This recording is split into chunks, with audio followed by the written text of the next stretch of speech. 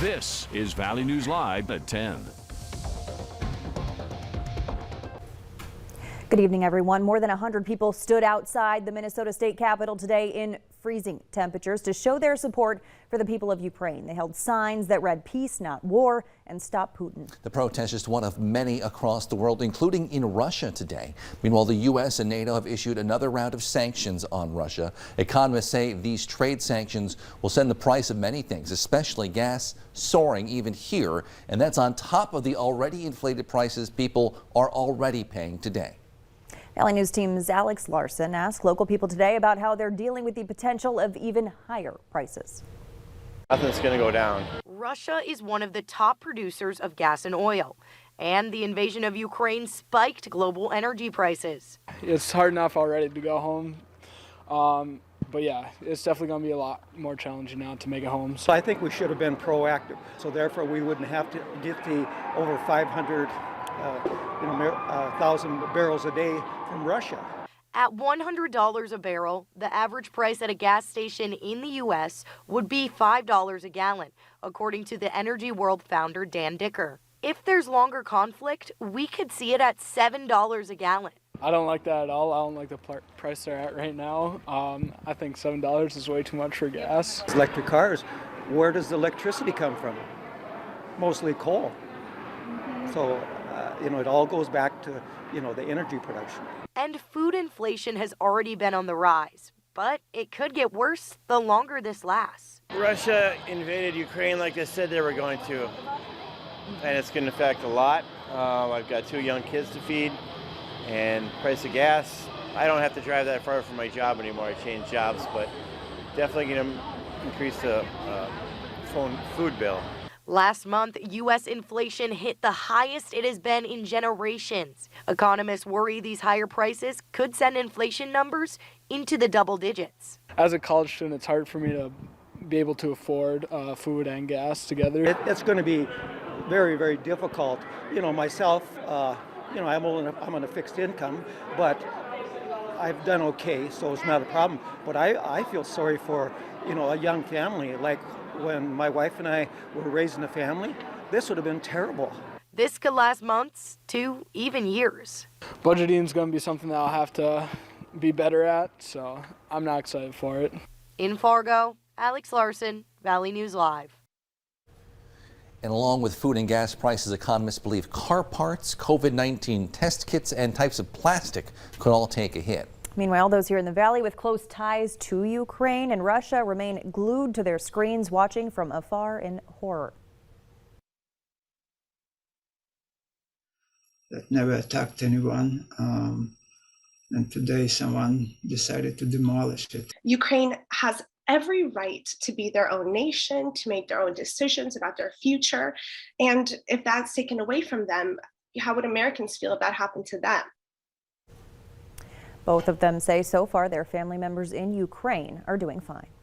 All right, outside temperatures are starting to finally head in the right direction.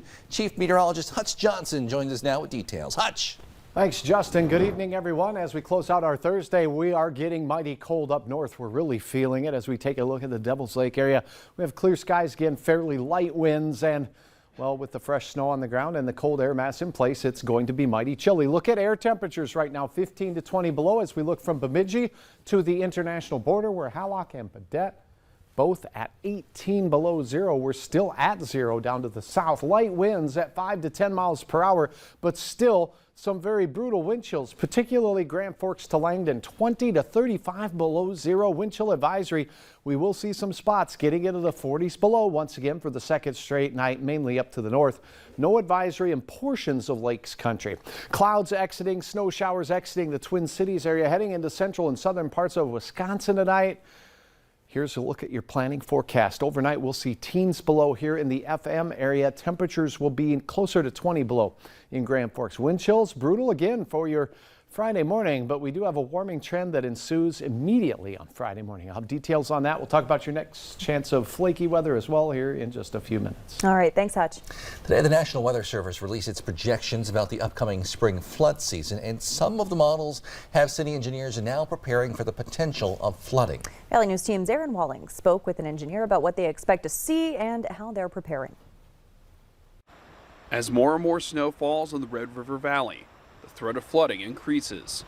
Recent models show that there is a possibility of precautions needed to be made ahead of spring, and that's happening, according to Nathan Borbum, a division engineer for the city of Fargo. The upper end of the forecast has the potential that we may need some emergency measures, but that is on the upper end, and we'll continue to watch how the rest of the winter pans out. 2009 was a flashpoint for the metro cities as the Fargo-Moorhead area was hit with a significant flood. The city has been adding on to the FM diversion project ever since. Since 2009, the project has cost more than $300 million. Since then, though, we have constructed 25 miles of levees and flood walls, permanent levees and flood walls, that if we did not have those in place for a spring flood this year, we would be talking about building emergency levees on numerous streets throughout the city. There are 3 phases in place for this spring flood season. Phase 1 outlines which roads should be closed when the river hits 18 feet. Phase 2 is at 30 feet, where emergency protective measures will go into effect with building earth and sandbag levees. Phase 3 is the cleanup efforts after a flood, with the city assisting in areas. It's a wide range right now, and based off of those levels are going to be varying impacts throughout the city. The city of Fargo has 30,000 filled sandbags on hand and more than 1 million unfilled bags ready if needed. In Fargo, Aaron Walling, Valley News Live. Our First Alert Storm Team says a lot can change, and the speed that all this snow melts will be a critical factor. New tonight at 10, a man was sentenced today after a 6-year-old West Fargo boy was shot in his home by a stray bullet last March. 20-year-old C.J. Carruthers will spend the next 10 years in federal prison with 3 years supervised release. He was also sentenced to pay more than $62,000 in restitution. The situation was described as a robbery gone wrong. It happened near Aurora Elementary. 18-year-old Jermon Edward Johnson Jr. also pleaded guilty in this case and is set to be sentenced in July. Carrington police have announced a major drug bust, finding, you won't believe this, 290 pounds of cocaine Friday.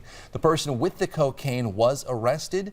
Police are not releasing that person's name as the investigation continues. Authorities say the street value of these drugs is around $5 million. Daily COVID cases have dropped 90% nationwide since mid-January. Johns Hopkins University says over a 6 weeks period, new cases dropped from more than 800,000 a day to fewer than 80,000. Average daily case rates are now back to the level seen last November before the Omicron variant was confirmed in the U.S. Now, COVID numbers have been falling across North Dakota and Minnesota for a few weeks now, but many health officials believe COVID-19 may never truly go away, becoming what they call an endemic rather than a pandemic. An endemic is when a disease can be regularly found in a particular population or region, like the flu in winter, but outbreaks of endemic diseases can be reasonably well predicted, and health strategies have already evolved to fight off the illness. Health officials say there are still a lot of questions to answer before we get to that stage with COVID-19. Do we have enough tests?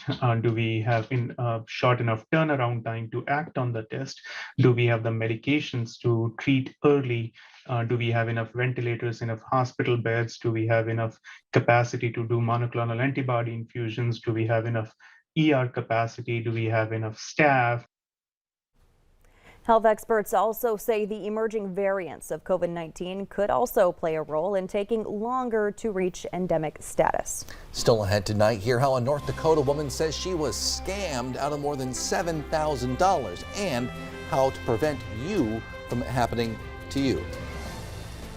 And as the wind quiets down, it's time to clean up across the valley. This shot courtesy Rebecca. Thanks so much. That is one big machine. A reminder to all of us, we have so much snow and so high of drifts. Find those fire hydrants for a fire department so you can help save a life. Your forecast is next.